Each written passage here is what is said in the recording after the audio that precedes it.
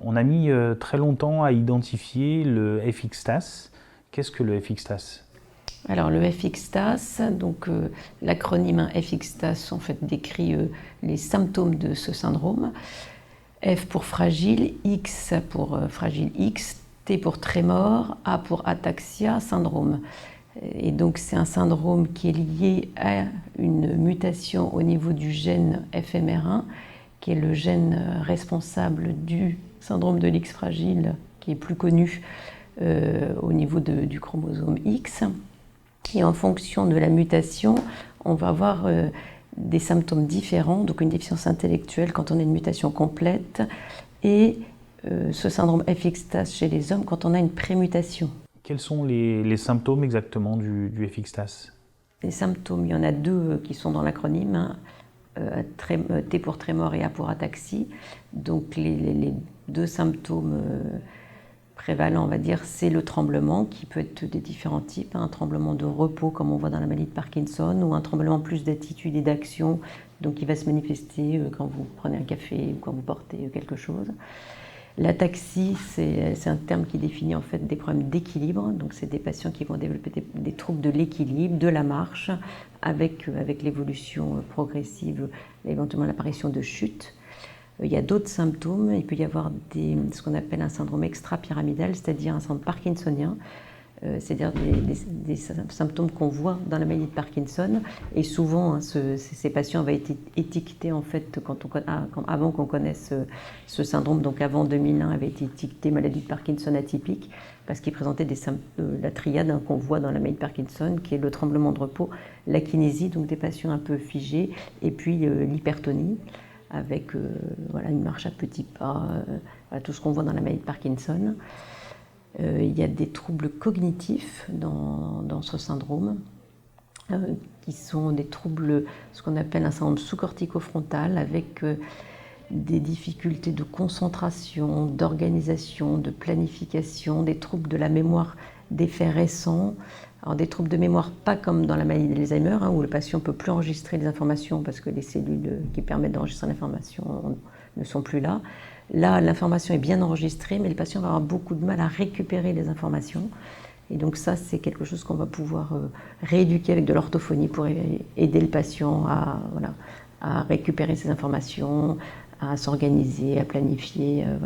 Ça, c'est des symptômes qu'on va pouvoir rééduquer avec de l'orthophonie. Il y a des troubles psychiatriques qu'on peut voir aussi dans ce syndrome, au premier rang desquels une anxiété importante. Des symptômes qui vont être accessibles au traitement, puisque l'anxiété, on peut la traiter avec des anxiolytiques, il peut y avoir des dépressions qu'on va traiter avec des antidépresseurs. Donc ça, c'est des symptômes sur lesquels on va pouvoir avoir une efficacité thérapeutique avec différentes molécules. Et donc ce syndrome n'était pas connu, a été décrit en 2001, parce qu'on s'est rendu compte que ces patients développaient en fait une maladie neurodégénérative qui ressemble un peu à une maladie de Parkinson, mais que c'était très fréquent dans des familles où il y avait soit un petit-fils avec une déficience intellectuelle et avec donc une mutation complète responsable du syndrome de l'X fragile, et puis dans le cadre de l'enquête familiale génétique, parce que quand on identifie une mutation dans un gène, on essaye de savoir de quel côté elle vient pour pouvoir faire le conseil génétique dans la famille. Donc du coup, il y avait des parents et des grands-parents qui avaient été prélevés et on savait qu'ils étaient prémutés. Du coup, c'est comme ça qu'on a fait le lien entre la prémutation X fragile et cette maladie neurodégénérative appelée FXTAS. Et quelles sont les différences justement par rapport à Parkinson qui permet d'identifier clairement la présence d'un FXTAS? Alors ça ressemble effectivement à une maladie de Parkinson. Souvent c'est le contexte familial où on sait, soit il y a eu une enquête familiale et on sait que la personne est prémutée, du coup on va faire le lien, soit il y a un cas de déficience intellectuelle, donc de syndrome de l'X fragile chez un apparenté, on va faire le lien aussi. Soit maintenant de plus en plus effectivement, quand les neurologues voient un syndrome parkinsonien un peu atypique, pas tout à fait disons, qui ne remplit pas exactement les critères diagnostiques, par exemple, d'une maladie de Parkinson idiopathique, parce que peut-être un peu plus jeune, ne répondant pas très bien au traitement par la lévodopa. Ça fait partie donc du coup de l'enquête étiologique dans le cadre d'un syndrome parkinsonien un peu atypique maintenant de rechercher une prémutation au niveau du gène FMR1, même s'il n'y a aucun autre cas dans la famille. Du coup maintenant ça fait partie du diagnostic différentiel de la maladie de Parkinson idiopathique. Et donc quelle est la proportion des hommes prémutés qui développent un FXS? Alors la proportion, on dit que la pénétrance, c'est-à-dire le pourcentage de patients qui portent l'anomalie génétique qui vont développer la maladie, augmente avec l'âge. Donc effectivement, c'est très rarement observé avant l'âge de 50 ans. Entre par exemple 50 et 59 ans, la proportion de patients qui vont avoir des symptômes est à peu près 17% dans les études récentes. En revanche, à 80 ans, il y a 75% des patients, enfin des sujets porteurs de cette prémutation qui vont exprimer la maladie. Donc plus ils avancent son âge et plus ils risquent d'avoir des symptômes de la maladie. Est-ce qu'on a identifié un lien entre le nombre de répétitions de ce triplet de base CGG et le risque de développer le FXTAS? Alors pour le moment, effectivement, on sait que la prémutation elle est définie génétiquement par une expansion entre 55 et 200 CGG. Pour le moment, les cas de FXTAS ont été décrits chez des patients qui avaient plus de 70 répétitions. Après, il n'y a pas de corrélation stricte entre un nombre de répétitions et un âge de début, par exemple, ou une sévérité des symptômes, mais il n'y a pas beaucoup de cas, donc il n'y a pas eu beaucoup d'études non plus là-dessus. Est-ce que les femmes prémutées peuvent développer le FXTAS? Alors, les femmes prémutées, ça a été décrit chez 8 à 16% des femmes. Donc, vu la particularité génétique du syndrome, puisque les hommes sont XY et les femmes sont XX, et donc effectivement les hommes n'ont qu'un seul chromosome X. Donc s'il a une mutation, voilà, il n'y a pas d'autres gènes, alors que les femmes, elles, ont 2 X, donc effectivement il y a une copie du gène qui est normale et une copie qui est prémutée.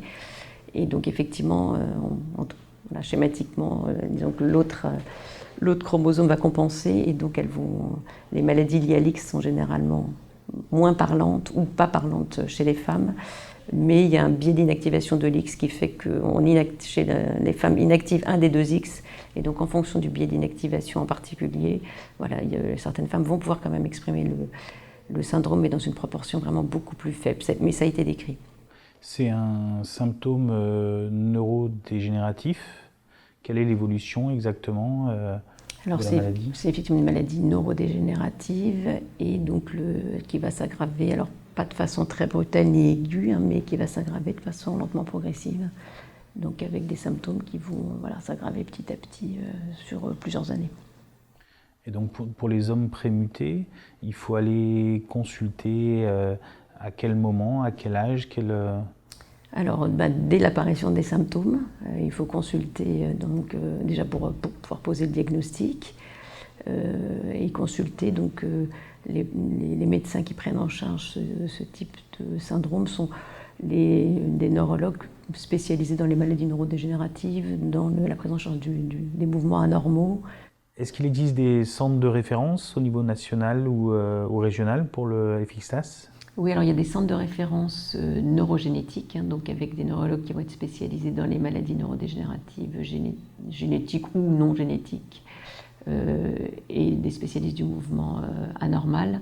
Il y a 4 centres de référence en France. Il y a Paris, Angers, Strasbourg et Bordeaux. Et après, il y a des centres de compétences qui vont, eux, faire un maillage complet de la France. Donc le patient va pouvoir être adressé vraiment sur un centre près de chez lui, parce que ces centres de compétences, il y en a vraiment partout en France. Donc est-ce qu'il existe des traitements pour le FXTAS? Alors pour le moment, il n'y a pas de traitement curatif de cette pathologie, non. On ne connaît pas exactement le mécanisme plus physiopathologique, donc du coup, c'est vrai que c'est difficile d'avoir un traitement de la cause. On traite les symptômes. Je vous ai dit que ça ressemblait à une maladie de Parkinson. Il y a vraiment des patients qui ont ce qu'on appelle un syndrome extrapyramidal, c'est-à-dire qu'ils vont avoir une akinésie, une hypertonie, un tremblement de repos, comme on voit dans la maladie de Parkinson. Donc chez ces patients, on peut essayer le traitement qu'on donne dans la maladie de Parkinson, qui est la lévodopa, avec une efficacité variable. Après, il y a des traitements pour les tremblements. Le tremblement d'attitude peut répondre à certains traitements comme les bêta-bloquants. Il y a des antiépileptiques maintenant qu'on utilise largement pour traiter différents tremblements comme le Lyrica ou l'Epitomax. Le Lyrica en plus a la particularité de pouvoir être efficace sur les douleurs neuropathiques et quand il y a une neuropathie associée, ça permet de traiter finalement les deux symptômes. Après, on va prendre en charge aussi, on peut faire des mesures de rééducation qui vont aider les patients. On peut faire de la rééducation orthophonique pour tout ce qui est troubles de la mémoire. Donc je vous ai dit, c'est par exemple pour les troubles de la mémoire où les informations sont là mais où le patient a du mal à les récupérer. On peut avoir, il y a des petites stratégies et l'orthophonie peut les aider. Pour tout ce qui est problème de planification, d'organisation, pareil, l'orthophonie peut être très efficace. Donc c'est des patients chez lesquels on prescrit de l'orthophonie toutes les semaines. Et puis pour les troubles de l'équilibre, les troubles de la marche avec le risque de chute, le syndrome éventuellement akinétorigide, la kiné est aussi très bénéfique. Et donc chez des patients chez lesquels on prescrit 2 à 3 séances de kinésie par semaine et éventuellement même des séjours de rééducation neurologique où pendant un mois ils vont aller faire de la rééducation de façon un peu plus intensive. Voilà, à un moment par exemple où il y a des chutes, ou voilà, pour essayer de prévenir les chutes, de compenser, voilà, si jamais il y a une aide technique à la marche qui devient nécessaire, de pouvoir essayer différentes aides techniques à la marche. Et ça, voilà, c'est bien que ce soit fait dans le cadre d'un séjour de rééducation neurologique. Est-ce qu'il existe une certaine hygiène de vie à respecter pour avoir un espoir de ne pas développer le FXTAS? Alors, à ma connaissance, non. Il n'y a pas d'étude qui ait montré que telle hygiène de vie, tel type d'alimentation, tel type de... Non, il montrait un bénéfice sur les symptômes de la maladie ou sur le délai d'apparition de la maladie. Après, c'est difficile parce que de toute façon, comme je vous ai dit, elle apparaît voilà, entre 50 et 59 ans. Il y a 7% des patients qui vont avoir des symptômes, puis d'autres qui vont avoir plus tard. C'est difficile de savoir, effectivement. Il y a peut-être d'autres facteurs épigénétiques qui influencent l'âge de début de la maladie, mais pour le moment, on n'a pas énormément de cas. En tout cas, il n'y a pas d'études sur une hygiène de vie particulière qui ait montré une efficacité sur soit le retard d'apparition des symptômes, soit la non-apparition, soit une évolution moindre. Et une fois que l'évolution justement de la maladie commence à être importante, le quotidien est de plus en plus difficile pour l'aidant notamment. Est-ce qu'il y a des démarches, des aides disponibles? Alors oui, il faut effectivement, quand le patient devient dépendant pour de nombreux actes de la vie quotidienne, donc nous on a une assistante sociale à laquelle on va adresser le patient et le conjoint ou la famille pour effectivement avoir des prestations compensatrices du handicap et puis pouvoir mettre en place des aides à domicile, par exemple une prescription pour qu'il y ait une infirmière qui vienne pour une aide à la toilette le matin, des auxiliaires de vie qui viennent pour aider au repas ou aux sorties ou accompagner chez le kiné. On peut mettre en place des séjours de répit voilà, quand c'est vraiment compliqué à la maison pour les dents. Voilà, donc on peut mettre en place effectivement des aides à la maison, une aide ménagère pour soulager les dents. Voilà, donc, et on refait le point au fur et à mesure de l'évolution de la maladie. En matière de recherche, est-ce qu'actuellement, vous me disiez qu'il n'y avait pas pour l'instant pas de traitement sur le FXTAS, est-ce qu'on a des recherches en cours? Alors il y a effectivement 2 essais thérapeutiques, mais de phase 2 vraiment, donc très précoces, plutôt des essais de safety en fait. Quand on regarde, il y a un site international qui regroupe tous les essais cliniques réalisés dans le monde. Et donc il y a 2 essais actuellement, c'est clinicaltrial.gov, et il y a 2 essais actuellement. Un essai avec un stéroïde, mais qui a été fait sur une toute petite proportion de patients, et qui a montré que, en tout cas, le traitement était bien toléré, il n'y avait pas d'effets secondaires majeurs. Et un essai avec la choline, un dérivé de la choline, qui va jouer sur différents neurotransmetteurs. Et pareil, avec un tout petit essai pilote qui a montré qu'il n'y avait pas d'effets secondaires, voilà, et que le traitement était bien toléré. Et du coup, peut-être que ça va déboucher sur des essais sur un plus grand nombre de patients et des essais cette fois randomisés en double aveugle. Là, c'était des essais en ouvert. Mais il y a un peu de recherche qui se fait sur le plan international, effectivement, sur ce syndrome.